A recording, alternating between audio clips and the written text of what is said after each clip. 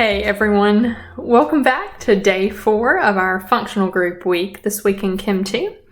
And so just to remind us of kind of where we've been so far, we started off on Monday with a look at alcohols and ethers, kind of in our oxygen family. Then we transitioned to our carbonyl compounds by looking at aldehydes and ketones. Then on Wednesday, we took a look at carboxylic acids as well as esters. And then today, what we're going to take a look at is some of our functional groups that contain nitrogen. One of them is going to be an amide, which is often classified as a carbonyl compound since it has that characteristic carbon double bonded to an oxygen. But we're also going to take a look at the amine down here. So amides and amines are the project for today. So let's get after it. All right. So amines and amides. Again, we want to be able to identify them, be able to name and draw them, predict some products, and then take a look at a few real-life applications. So your amines, what kind of the main feature of them is a nitrogen in the middle. They'll be attached to the rest of the molecule on one side, and then depending on whether the amine is primary, secondary, or tertiary, they will either be connected to another part of the molecule or a hydrogen, okay? So it could be, connected to hydrogens or other portions of the molecule, all right? And so we'll call that R2. Now amides, on the other hand, they fall into the carbonyl kind of family. And so you've got your C double bonded to your O there. But unlike an ester where we had an oxygen attached to the carbon, this time we're going to have a nitrogen. And then, just like the amine, you can either have some hydrogens on the end, or it can go on and connect, to the rest of the compound. So we'll kind of pencil that in there as well. Okay. And so let's talk about right quick kind of where the electron density is, because that's going to determine how these things react. So this nitrogen is going to have some lone pairs oftentimes, which will kind of give it a trigonal pyramid structure. The nitrogen is oftentimes more electronegative than its counterparts, especially when it's surrounded by hydrogen. So it'll be partially negatively charged. So that kind of partial negative charge, along with those lone pairs, makes an amine oftentimes function as a nucleophile or a base where it can donate electrons to make a bond with something else. And so amides will kind of have the same feature on their nitrogen portion. But since that carbonyl is in part of the molecule as well, that oxygen will also be partially negatively charged, and so that's going to make that center carbon even more partially positive since it has electrons being pulled away from it by both the oxygen and the nitrogen. So again, kind of similar electronic structure there. All right, so let's see if we can identify a few of them. So we have our famous acetyl-CoA. We've been using him a lot. It's just a good example, but I threw a new one in there for you guys today. This is called a torvastatin. It's may go by, you may have heard of Lipitor before. It's kind of its more common medicinal name or whatever. But what we're going to do is try to find some amines and amides in the molecule. So I'll start with the Lipitor first. So if I notice, kind of the key is we're looking for nitrogen. Now here I have nitrogen right next to a carbonyl compound. So that is going to be an amide because it's next to that C double bonded to an O. Now if I look at my other section of the molecule, I've got a nitrogen here, but it's not bonded to a carbonyl group. So this must be just a plain amine. And in this case, we're going to call it a tertiary amine, and that's because it has 3 different groups coming off of it. So if you want, kind of pause the video right quick and see if you can search out acetyl-CoA for your amines and your amides. All right, so I had kind of several here to find, kind of interesting. So here are some amides kind of in this long chain on the left, where again you have the nitrogen bonded to a carbonyl group and it contains the rest of the molecule. Then we've got some amines kind of going on the right side. So here's a primary amine that's kind of bonded to just one other group. And then we've also got some amines kind of here with the different nitrogens as well that are bonded kind of within the ring. So those would be kind of cyclic amines there. All right, so now let's get on with our naming so we can move along here. So when amines are the main functional group in the molecule, you'll use the suffix "ene", I-N-E.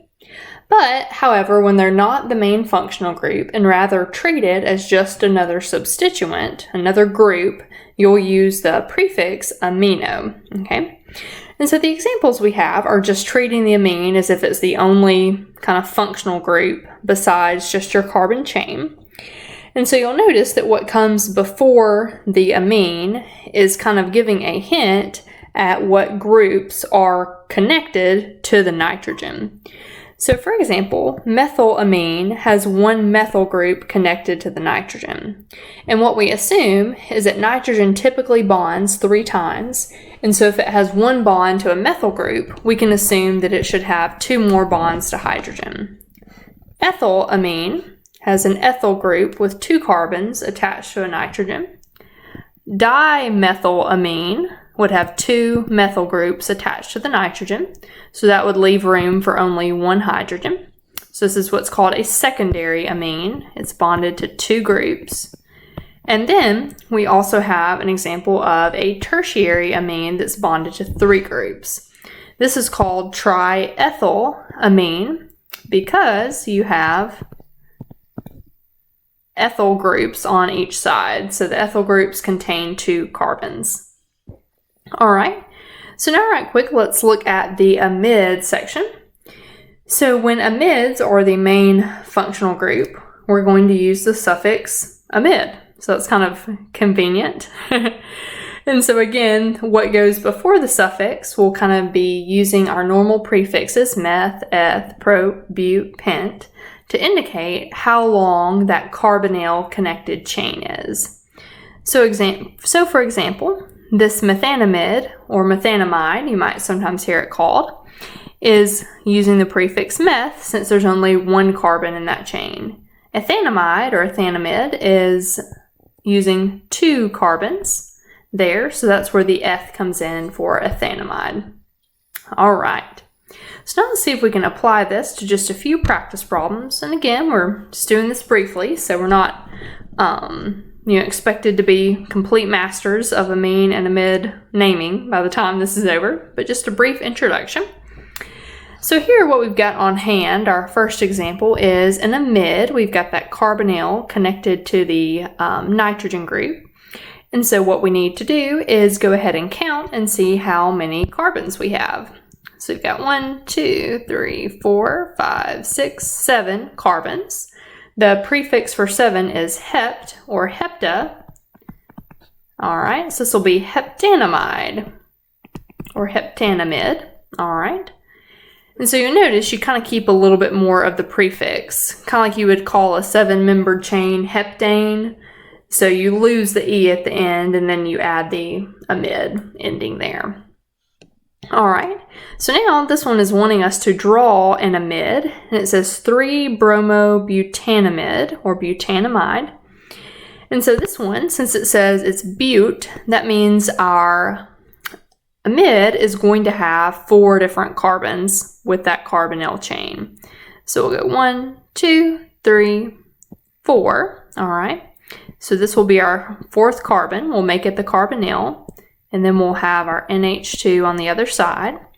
Now this last part that they tell us is that there's a bromine on carbon 3. So here's our 1st carbon, 2nd carbon, 3rd carbon. So we'll put a bromine on that carbon. And that's where the 3-bromo comes into play. All right, so now our next 2 have to do with our amines. Here in this next example, the amine is being used as just another group, so it's being referred to as amino.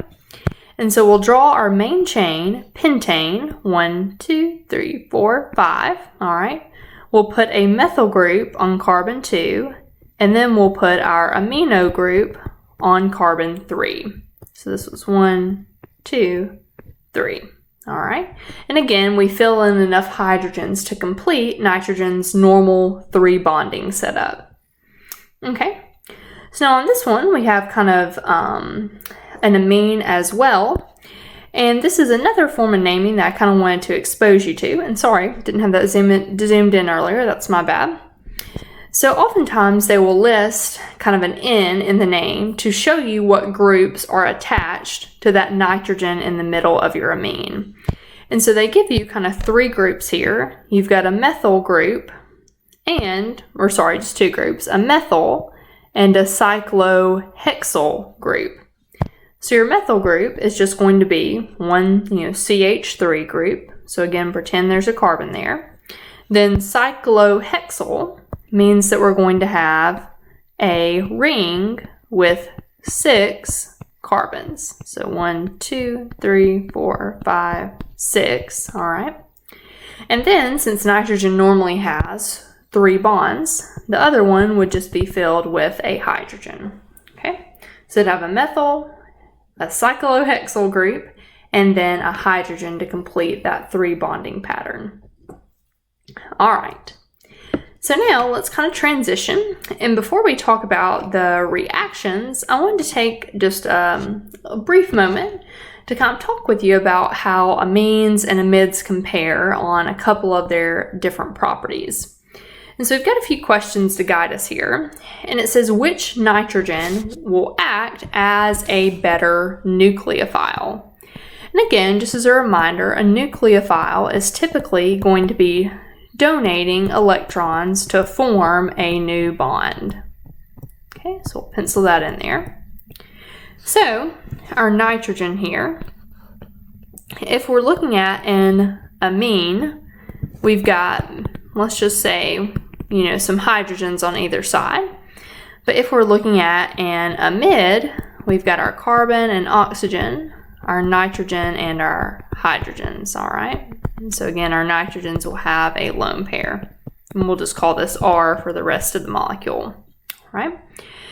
So what we're going to notice is because of these lone pairs and this pi bond in the amide is that this structure can actually participate in resonance.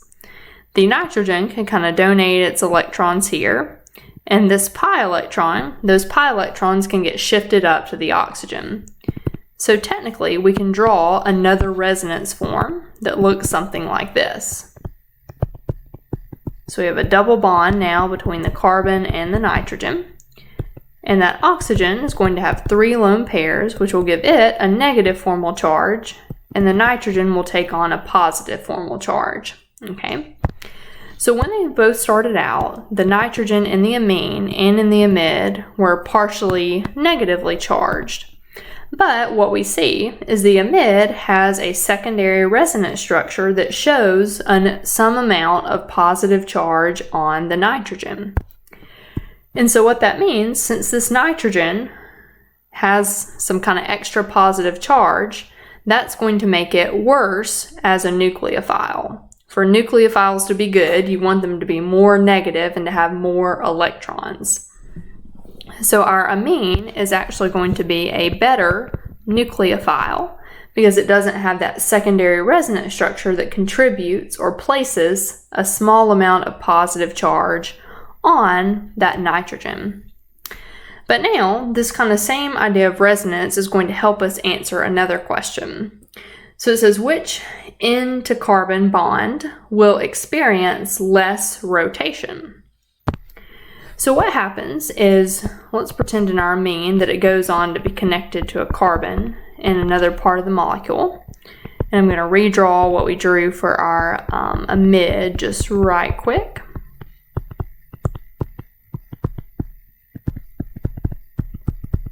Okay, there we go. Da, da, da. Okay, thanks for your patience. Oh, here, just let me get this carbonyl bond on. Forgot that. All right, there we go. So what we're looking at here is when it's just a single bond, those bonds can kind of rotate. And that's what you looked at in Newman structures, which is where you can kind of produce the different configurations of your molecule. But, however, double bonds do not rotate without breaking.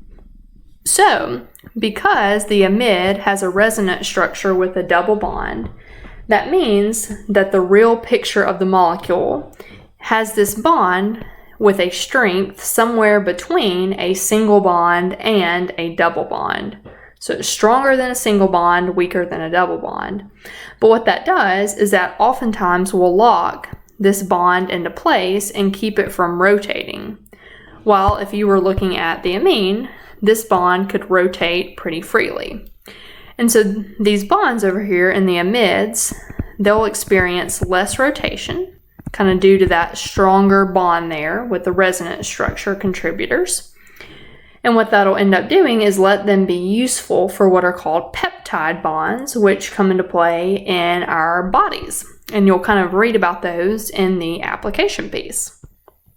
Okay, so just a little bit about how resonance, is still at play here and how these functional groups behave.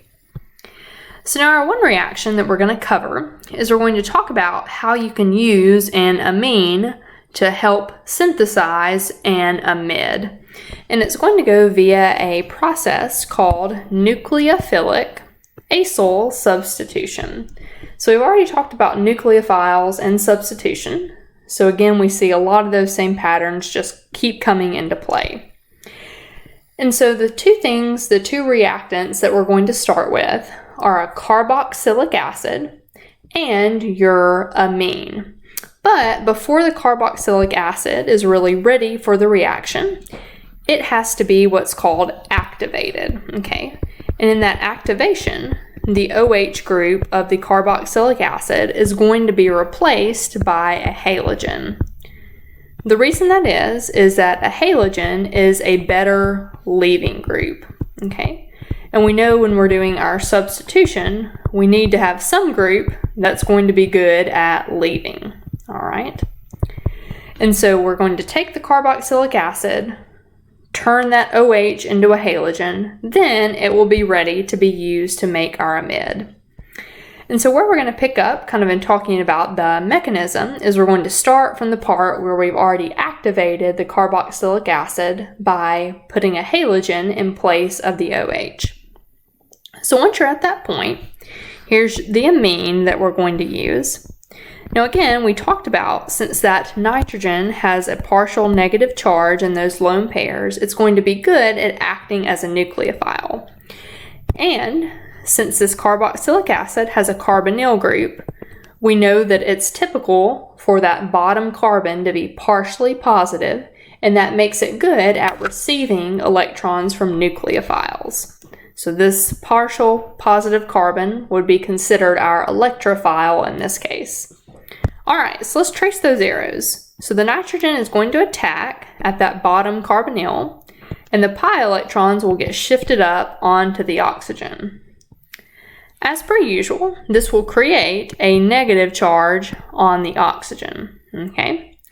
So then what can happen is we now have the chlorine and the oxygen attached to the same carbon. And so those negative electrons can be used again to reform a double bond, and this will cause the chlorine to leave, all right? And so the chlorine is going to leave, and so we'll rebond that double bond to the oxygen. Now at this point, the amine that we originally added to that carbon is still there, all right? But if you'll notice, he has a positive charge because there are 4 bonds attached to him. So he's still attached to kind of everything that he brought with him at that point. So what we need to do is kind of resolve that positive charge. And so the amine is actually going to come back into play and kind of do another part of the reaction for us. And that's step 3, which is our deprotonation. And so the amine, again, kind of serving as a nucleophile, will attack one of the hydrogens that are attached, and that hydrogen can donate its electrons to the nitrogen to satisfy that positive charge. What we'll then be left with is our amine. that's attached to the original molecule it came with, as well as just one of the hydrogens. And so our final result, just like was desired, is an amide. So here's our amide, our final result. Okay? And so again, just right quick, you may have the question of, well, how can we use the amine twice? Isn't it already attached to the molecule? And so the idea is when you're doing these reactions, you have lots of molecules. You would have lots of your starting molecule, and you would have lots of the amines in there as well. So while one amine has been attached, there would be other amines available to come in and perform step 3 of taking away that hydrogen. All right. And it just makes a note here that oftentimes these reactions are done kind of where you have excess base, so such as like sodium hydroxide, and those have a specific name called Schotten-Ballmann conditions. And so oftentimes things in organic chemistry will be named, for people who either worked on the reaction, or discovered it, or kind of were involved in making it more, popular or well-known. Okie doke. So let's finish off with these 3 practice problems right here, and then we'll send you on to the application part. So it says, predict the products and draw the mechanism. Classify the product as primary, secondary, or a tertiary amine. All right. So we've got our amine here, and we know that what will happen is it will be attached in the place of the chlorine with one less hydrogen than what we started with. That's kind of the pattern that we saw. So we can go ahead and draw in the product. So we'll keep the left side of the compound the same. There's our carbonyl. Then we'll attach our amine with our 2 hydrogens. So it's 1 less than 3. And we can either draw them in or write NH2. And so when we classify this will be a primary amine, because it's only connected to one other carbon besides its 2 hydrogens. So this, a primary amide. And this is, I'm realizing I should have said amide there. All right, so primary amide. Now let's kind of walk through the mechanism right quick. So let's redraw our product. Okay, so first, we know our amine is going to serve as a nucleophile and will attack the partially charged carbon. That will then shift up the extra electrons to the oxygen. So we'll redraw. We've got the chlorine, the NH3 attached, and we've got our oxygen that's now negatively charged due to those extra electrons. And I'll kind of expand my drawing here at the bottom to show those 3 hydrogens. And that lets us see that nitrogen has 4 bonds, and so it should have a partial positive charge. So now, step 2, what we need to do after we've attached the nucleophile is we need to get our leaving group to actually leave. So we're going to reform that double bond, and that's going to allow us to kick out our chlorine. And so now we've got our double bond here, and we're just left with our bond to our NH3 here. Okay, then finally our last step in this process is the deprotonation step. And so we're going to use the amine one more time to deprotonate that hydrogen. It can donate its electrons. And then we'll be left with our product overall, with just 2 hydrogens, and there we have it. All right.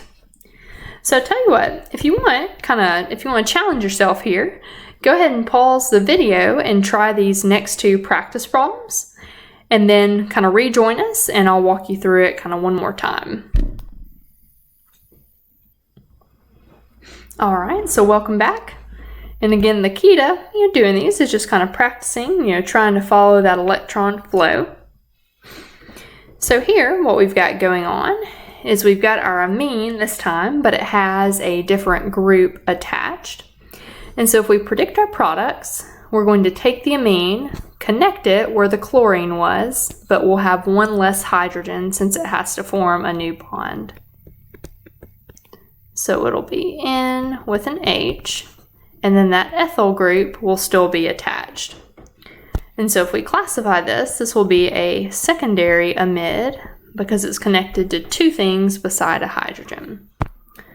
So now if we'll follow our mechanism here, so we're going to have our starting acyl chloride, so again, which was a carboxylic acid.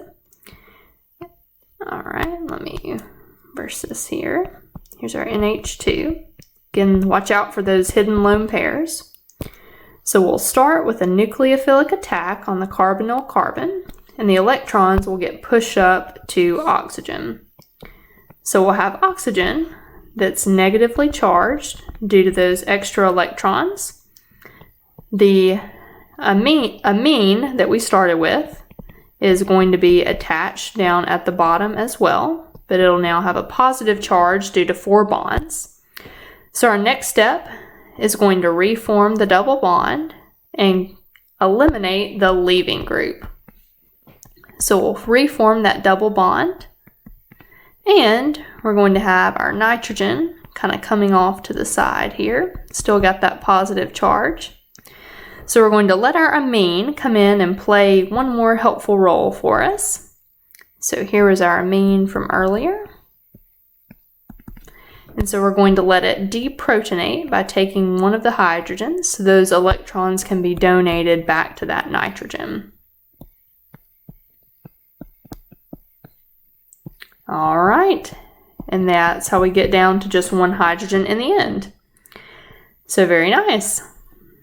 All right, now one last time. Hopefully we're kind of getting the hang of it by now. So let me make a little barrier there. All right. So here we have kind of a benzene ring on the left. So that again will stay in place. Nothing really happens too much on that side of the molecule. And we're going to replace the chlorine with our amine minus one hydrogen. So it's going to lose the only hydrogen that it has. And it has 2 ethyl groups on either side. So our product is going to be a tertiary amide, all right, because it's connected to 3 other things. Now if we go through our steps to the mechanism right quick. First, we're going to use the amine as a nucleophile. Here's our bond H. So it will attack that positive carbonyl carbon, and electrons will get pushed up to oxygen. All right, that oxygen will now be negatively charged. And the nitrogen is going to be positively charged since it now has 4 bonds at the moment. So at this point, we need to reform the double bond and cause the chlorine to leave as a leaving group. Okay, so we've remade the double bond, and we only have the nitrogen with its 4 bonds attached. So last step is we're going to reuse the amine to deprotonate that nitrogen. So we're going to be taking away that last hydrogen there. There we go. So it donates its electrons to the nitrogen to satisfy that positive charge. And our final result here is nitrogen with those 2 ethyl groups. And there's our final amide. Alrighty. So guys, thank y'all again. Y'all have done a fantastic job kind of hanging in there on this material. And so your application today is actually going to be learning about amino acids. And so I hope you enjoy kind of taking a look at that and maybe making a little chemistry connection to what you may have learned in biology before. So good luck, and just let me know if you need anything.